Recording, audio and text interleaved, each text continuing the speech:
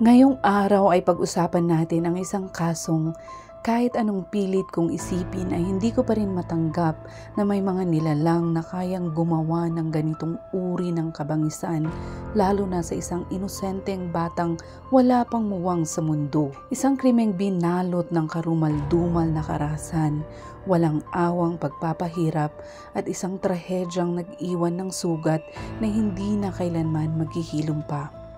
Madaling araw noon ng December 23, 2019 ay isang tawag sa 911 ang bumasag sa katahimikan ng Kansas City, Missouri. Sa loob ng isang ordinaryong apartment ay natagpuan ng mga rumisponding pulis ang 2 taong gulang na si Stevie Osborne. Siya ay nakahandusay sa malamig na sahig. Wala ng malay at ang kanyang maliit na katawan ay punong-puno ng pasa, sugat at bakas ng kalupitan na hindi kayang tingnan ng sinuman na walang nagngingit-ngit sa galit. Habang mas lumalim ang investigasyon ay unti-unting lumilitaw ang mga nakakayanig na katotohanang dudurog sa puso ng ninuman. Ano ang sinapit ng musmos na batang si Stevie? Sino ang dapat managot sa mga karumal-dumal na nangyari sa kanya? At ano ang kaparusahan ang nararapat para sa mga halimaw na walang kinikilalang awa? Krimen X-Files.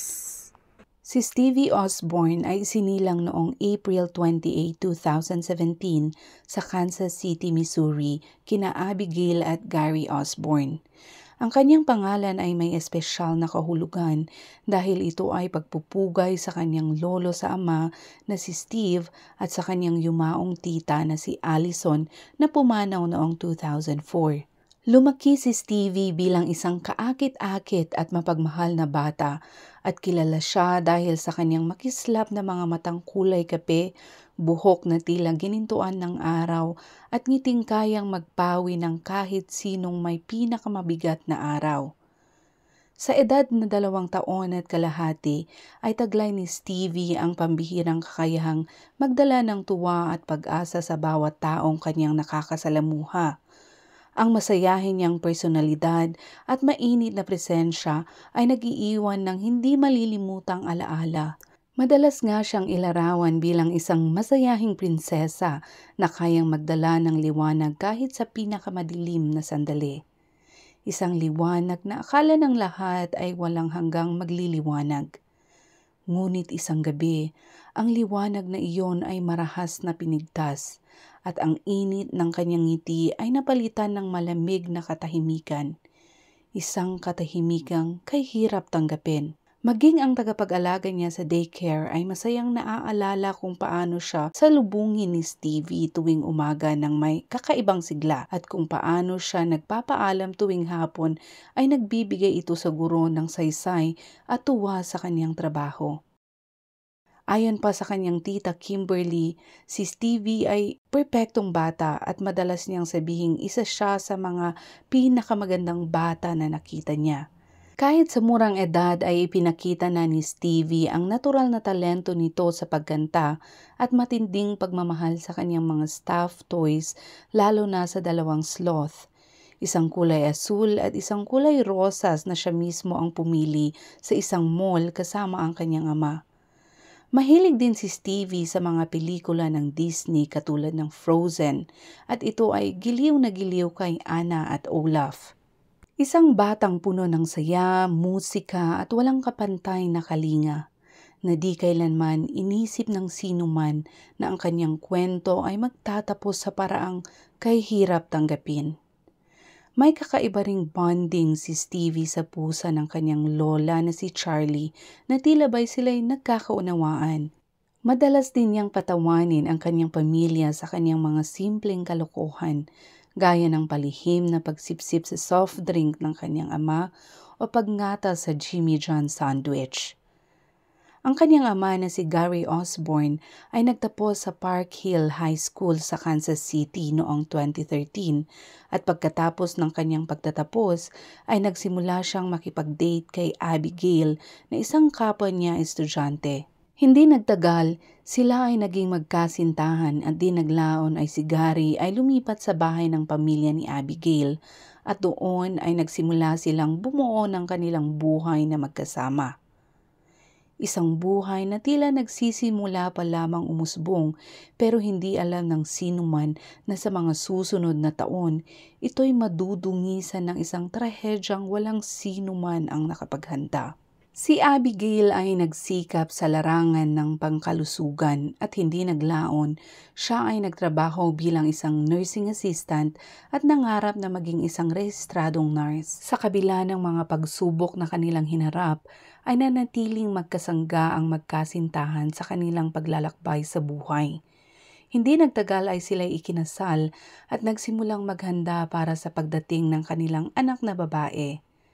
Ngunit pagdating ng kanilang anak na si Stevie ay biglang nagkaroon ng hindi inaasahang pag-ikot ang kanilang kwento. 5 lamang na buwan matapos isilang si Stevie ay nagsampa si Abigail ng divorce. Inilarawan ni Gary si Abigail bilang isang taong sobrang emosyonal, bagay na nagpapahirap sa kanya na unawain pa ang kanilang relasyong mag-asawa. Ayon kay Gary ay bihira silang mag-usap ng maayos at madalas niyang maramdaman na may problema sa pamamagitan ng mga kilos ni Abigail sa kanya. Sa kabila ng lahat ng ito ay nanatili si Gary na tapat sa kanyang papel bilang ama at patuloy nitong itinataguyod ang kanyang mag-ina. Lalong tumindi ang tensyon sa pagitan nila nang mabigla si Gary sa paratang ni Abby na may ilang buwang utang umano siya sa suporta para kay Stevie sa kabila ng katotohanang siya naman ang sumasagot sa lahat ng gastusin sa bahay. Makalipas lamang ang konting panahon ay pinaalis ni Abigail si Gary sa kanilang bahay dahil ayon sa kanya ay kailangan nila ni Stevie ng space. Dahil wala ng ibang mapuntahan ay bumalik si Gary sa tahanan ng kanyang mga magulang. Ngunit mas lalo pang gumuho ang sitwasyon nang isang araw ay dumating ang mga pulis na may dalang isang emergency protection order laban kay Gary. Batay sa akusasyon, tinangka daw umano niyang sakalin si Abigail, ngunit wala itong katotohanan.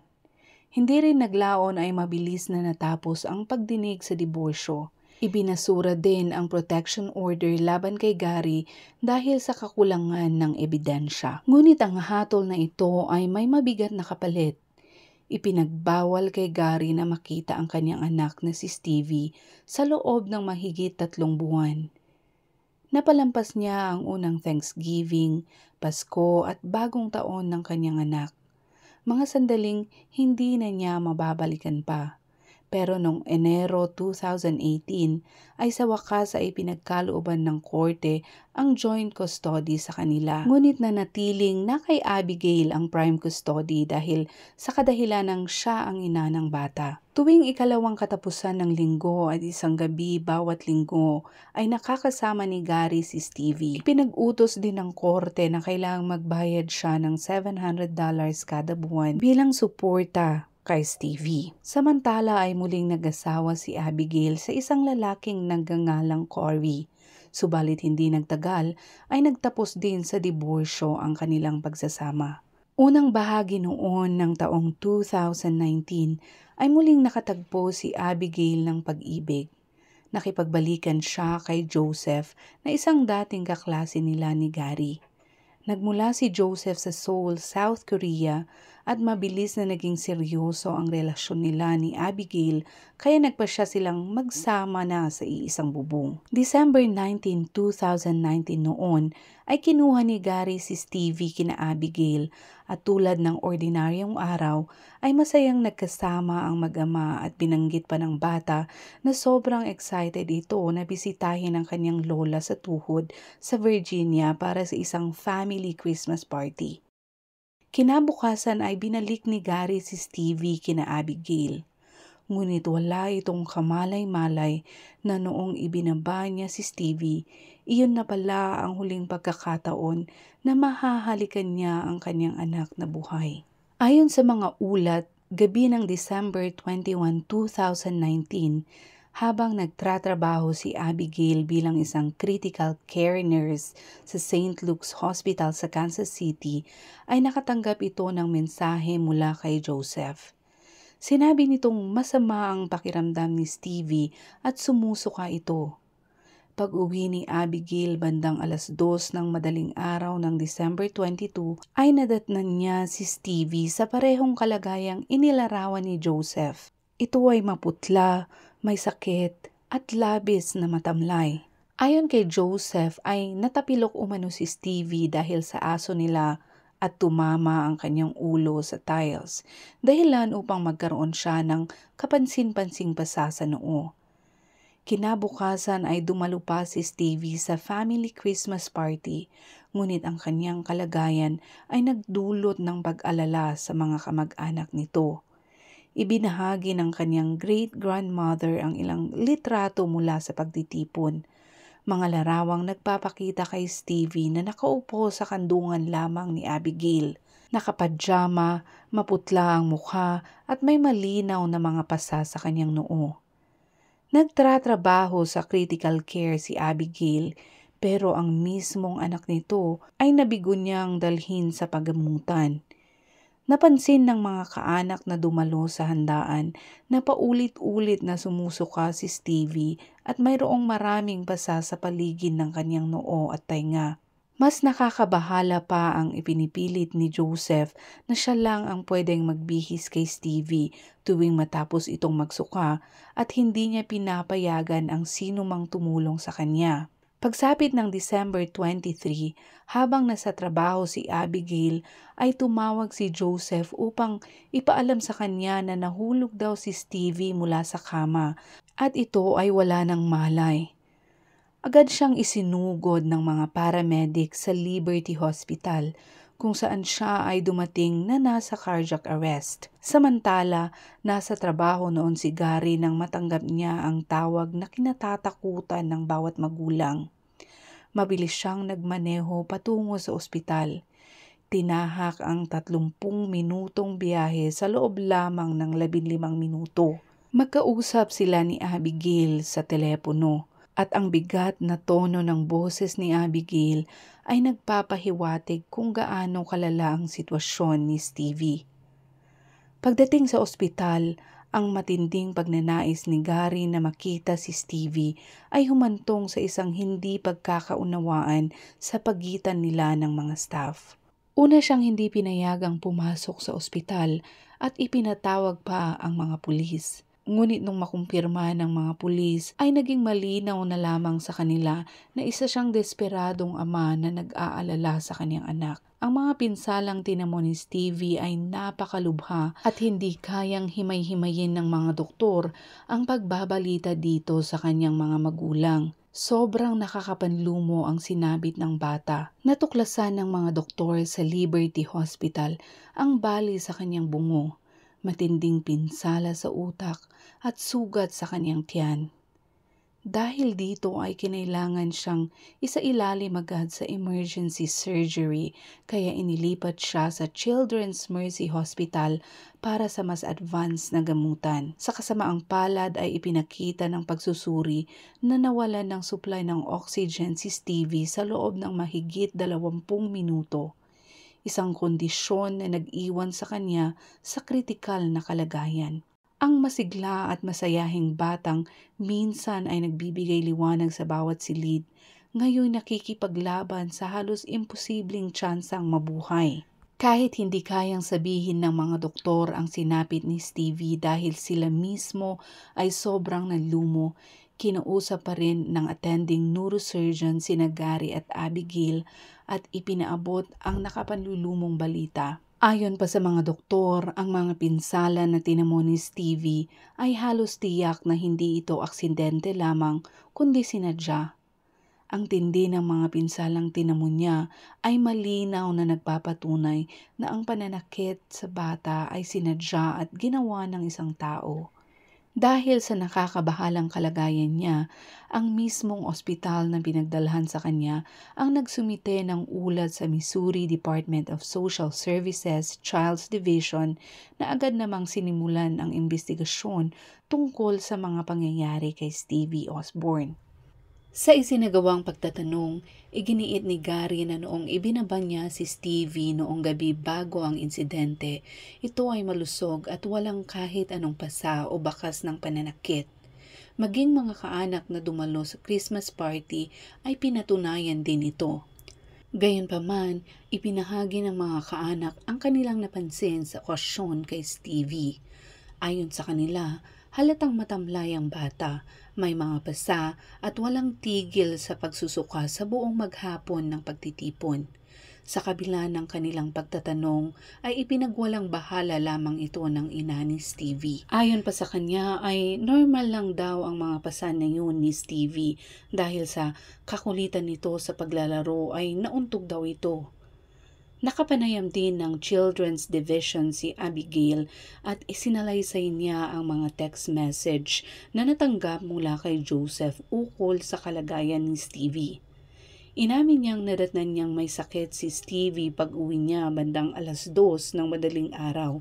Nang tanungin si Joseph kung bakit siya lamang ang nagbibihis kay Stevie sa tuwing magsusuka ito sa party, ay iginiit niya na iyon daw ay paraan lamang niya ng pagtanggap ng responsibilidad bilang ikalawang ama ng bata.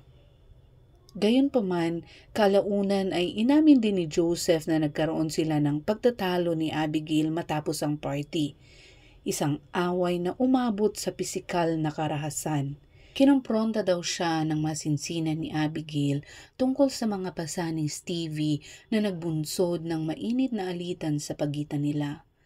Ayon kay Abigail ay hinila ni Joseph ang kanyang buhok at ibinagsak siya sa kama habang buhat-buhat niya si Stevie.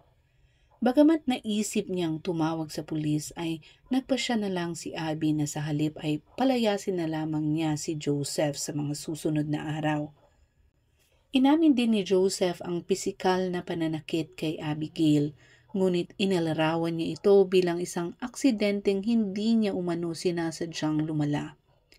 Sinubukan pa niyang ilihis ang hinala tungkol sa kanya at sinabing ang mga pasa sa tiyan ng bata ay maaaring nagmula sa lolo ni Stevie, ngunit walang malinaw na dahilan o ebidensyang sumusuporta sa paratang na iyon. Habang nakaratay si Stevie sa ospital, ay dinalaw siya ni Gary sa kanyang tabi. Pilit kumakapit sa pag-asa na sana'y magising na ang kanyang pinakamamahal na anak. Hinalikan niya ito at bumulong sa kanya na magiging maayos din ang lahat.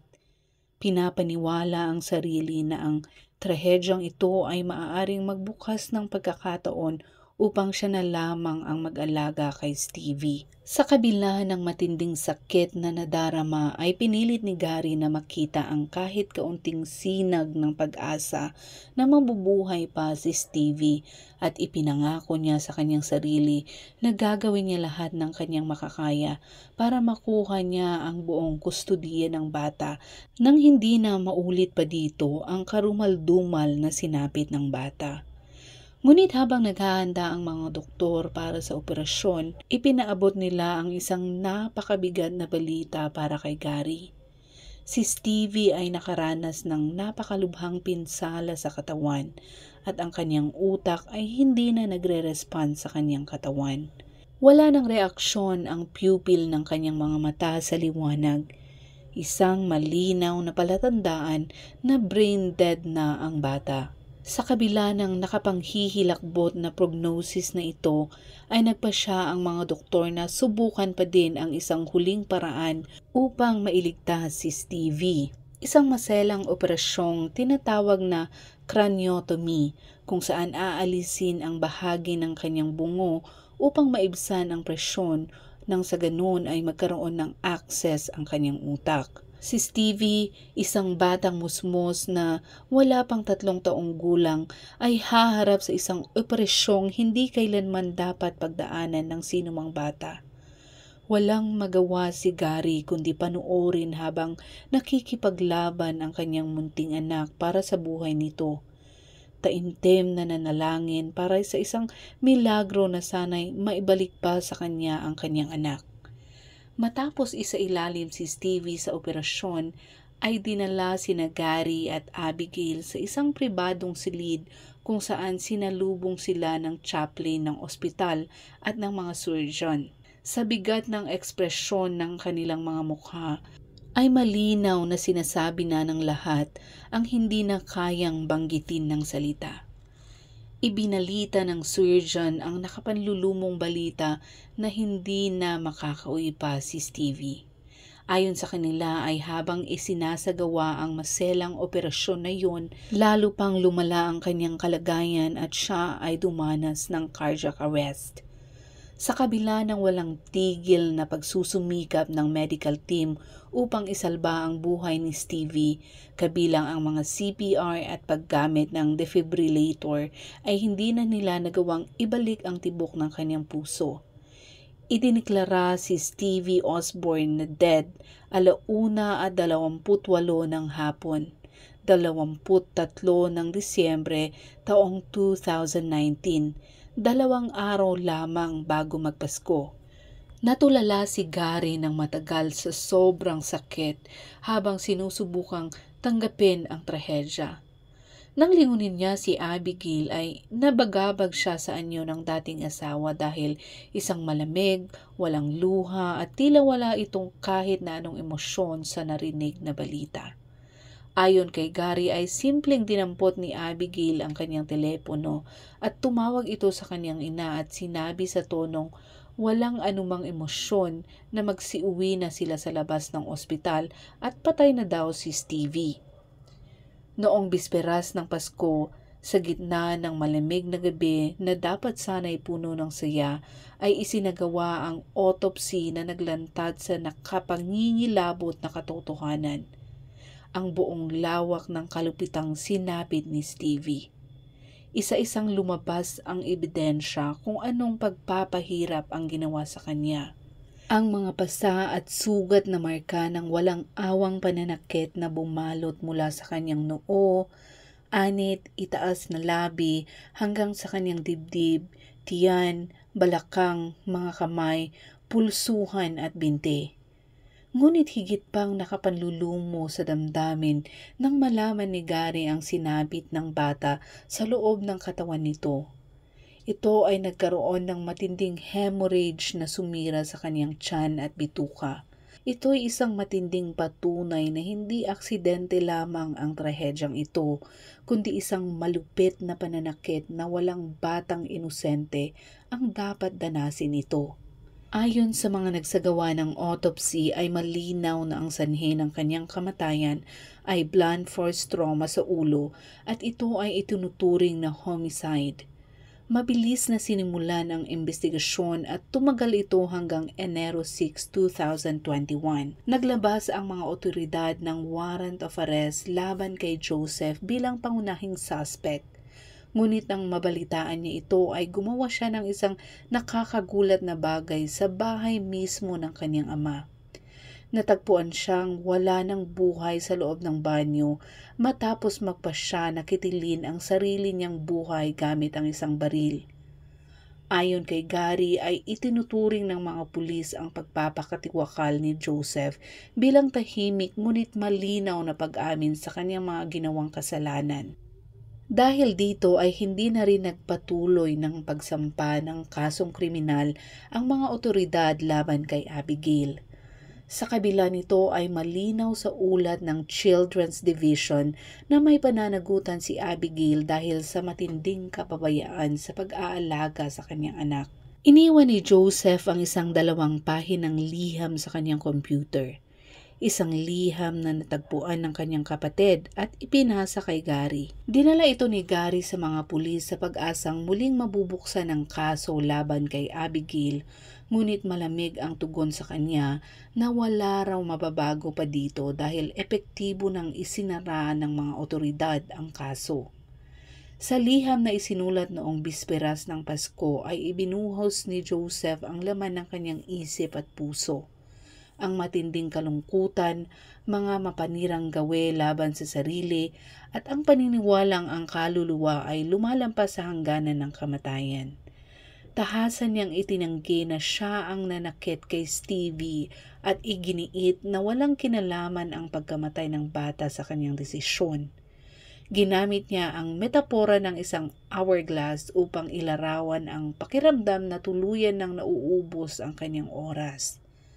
Ibinahagi rin niya ang hirap na dinanas dahil sa kanyang pinaghalong dugong Koreano at Amerikano, kasama ang pait ng diskriminasyon na paulit-ulit niyang hinaharap sa buhay. Sa dulo ng liham ay hiniling niyang isasana sa kanyang mga kaibigan ang magkalat ng kanyang abo sa iba't ibang panig ng mundo. Sa kabila ng liham na yun ay nanatilang hindi kumbinsido si Gary na si Joseph lamang ang may sala sa pagkamatay ni Stevie. Ang binaliwala sa investigasyon at ang pagkamatay ni Joseph ay ginamit lamang bilang isang magandang dahilan upang tuluyan ng isara ang kaso. Itinuro ng mga otoridad ang mga pasa sa kartilago ng tainga ni Stevie bilang ebidensyang tanging isang lalaki lamang ang posibleng nakagawa ng ganoong pinsala. Para kay Gary, tila iniwan siya ng sistemang dapat sana'y nagproprotekta sa kanya. Madalas siyang nawawalan ng kaalaman sa mahalagang paggalaw ng kaso.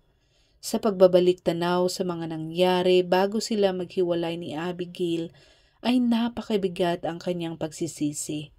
Ayon sa kanya ay maganda ang lahat bago sila ikasal, pero napakabata pa daw niya noon at napakabobo. Ayaw daw niyang aminin, pero noon ay bulag siya sa pag-ibig at ipinagkibit-balikat na lamang niya ang napakaraming babala. Ngayon ay naiisip daw niyang kung napansin lamang niya ang mga iyon ay marahil na iligtas niya si Stevie o kung sino mang naging anak nito sa kalupitan na sinapit niya ngayon. Ang kanyang paghahangad ng hustisya para kay Stevie ay sinalubong ng pighati at kabiguan sa bawat hakbang. Sa loob ng 2 taon ay halos araw-araw niyang tinatawagan ang victim's advocate, ngunit wala siyang natanggap na tugon. Nagpasya si Gary na humingi ng direktang tulong kay Clay County Prosecutor Robert Sanders sa desperadong pag-asang may makakamit pa rin siyang kahit kaunting hustisya para sa anak. Nang hilingin ni Sanders na magpulong sila ni Gary at ng kanyang pamilya ay dumating sila sa opisina at sinalubong sila ng 4 na armadong opisyal na nakapwesto sa labas. Biglang bumigat ang dibdib ni Gary dahil alam niyang masamang balita ang naghihintay sa loob. Sa loob ng silid ay walang paligoy-ligoy na sinabi nga ni Sanders na it's not illegal to be stupid. It's not illegal to be a bad mom. Nang marinig niyon ni Gary ay parang tinadtad ng kutsilyo ang kanyang damdamin. Nininiwala siyang kung haharap si Abigail sa hurado ay makikita ng lahat ang papel na ginampanan nito sa pagkamatay ni Stevie. Ngunit agad na pinawalang saysay ng piskal ang kanyang pakiusap. Ayon pa sa piskal, "We got the guy that hurt your daughter, but he's dead now." Na ang tinutukoy ay si Joseph, ngunit ito'y patay na. Para kay Gary, ito ay hindi hustisya, walang paglilitis, walang paghahatol. Dagdag pa sa kanyang pighati ay halos walang media coverage ang kaso ni Stevie na tila nagbaon sa katahimikan ng kanyang kwento. Habang si Abigail ay nakaligtas sa anumang kasong kriminal, si Gary naman ay naiwan na bitbit ang sugat ng kawalan ng hustisya para sa kanyang anak. Hindi naglaon ay ang investigasyon ng Children's Division ay nagtapos sa maligayang oras ni Abigail. Posibleng bawiin ang kanyang lisensya bilang nurse sa Missouri. Dahil doon ay nagsampa si Abigail ng civil lawsuit laban sa Children's Division at sa direktor nito. Bago ang paglilitis ay naghanda ang Children's Division ng matibay na ebidensya, mga ulat medikal, resulta ng autopsy at testimonya mula sa mga investigador at medical experts. Sa panig naman ni Abigail ay kaunti lamang ang kanyang depensa. Umasa siya sa sariling salaysay at ilang testimonya ng kapamilya. Noong March 7, 2023 ay isinagawa ang paglilitis at dito lumabas ang mga nakababahalang kontradiksyon. Ipinahayag ng madrasa ni Abigail na hindi raw niya napansin ang anumang pasa sa karamdaman ni Stevie noong Christmas party. Taliwas ito sa mga ulat ng ibang kamag-anak at maging sa sarili niyang naunang pahayag sa Children's Division. Aminado si Abigail sa kanyang testimonya na si Stevie ay nagsuka ng maraming beses at isinaalang-alang niya ang mga posibilidad na may concussion ng bata. Gayunman ay pinili niyang gamutin ito ng Dramamine at Sprite sa halip na dalhin daw ito sa ospital. Nang tanungin hinggil sa pagiging marahas ni Joseph ay umamin si Abigail na madalas itong mag-init ng ulo. At minsan daw ay sinuntok niya ang pinto dahilan upang mabutas ito. Sa kabila nito ay iniwan pa rin niya si Stevie sa pangangalaga ni Joseph, imbis na ipasama ito sa lola nito sa Virginia dahil umano sa pangamba na baka hindi kayang alagaan ng matanda ang kanyang apo. Ang testimonya ng isang pediatric specialist ang naging pinakamabigat na ebidensya sa paglilitis. Ayon sa kanya, ang mga pinsalang tinamo ni Stevie ay higit na malala kesa sa normal na pasa ng isang bata at malinaw na tugma sa kaso ng child abuse. Ipinunto ng espesyalista na ang matinding pasa sa noo ni Stevie ay malinaw na indikasyon ng intracranial bleeding. Dahil sa medikal na kaalaman ni Abigail at sa mga hayagang palatandaan ng mabilis na paglala ng kalagayan ni Stevie, malinaw anyang nabigo si Abigail na ipagtanggol ang kanyang sariling anak at nagpakita ng hayagang medikal na pagpapabaya dito. Sa huli ay nagpasya ang hukuman na si Abigail ay nagkulang sa tungkulin na protektahan si Stevie at tugunan ang pangangailangang medikal nito. Pinatunayan ng ebidensya na alam niya ang ugali ni Joseph at ang panganib na dulot nito, ngunit iniwan pa rin niya ang bata sa kanyang pangangalaga. Dahil dito ay tinanggihan ng hukom ang apela ni Abigail na alisin ang kanyang pangalan sa Central Child Abuse and Neglect Registry. Isang desisyon na nagpatibay ng kanyang pananagutan kahit na hindi ito umabot sa kriminal na kaso. Nanatiling matatag si Gary sa kanyang laban para sa hustisya at alaala ni Stevie. Sa kanyang walang sawang dedikasyon, layo niyang masiguro na hindi kailanman malilimutan ang kwento ng kanyang pinakamamahal na anak. Hindi siya tumigil hanggat mapanagot ang mga tao na naging bahagi sa kalupitang sinapit ng anak. Ang kwento ni Stevie ay isang masakit ngunit mahalagang paalala na bilang isang magulang ay ang ating pangunahing tungkulin ay maging tagapagtanggol ng ating mga anak. Minsan ang isang maliit na desisyong ipagpaliban ang pag-aksyon ay maaaring magdala ng trahedyang hindi na maibabalik pa. At kung umabot ka sa dulo ng video na ito ay paki-comment naman kung anong oras mo ito napanood at kung saan at mag-iwan ka na rin ng komento kung ano ang saloobin mo sa kwento ni Stevie. Huwag din kalimutang mag-subscribe at i-hit na rin ang notification bell para sa mas marami pang mga krimen na ating tinatalakay dito. Hanggang sa muli at palaging mag-iingat.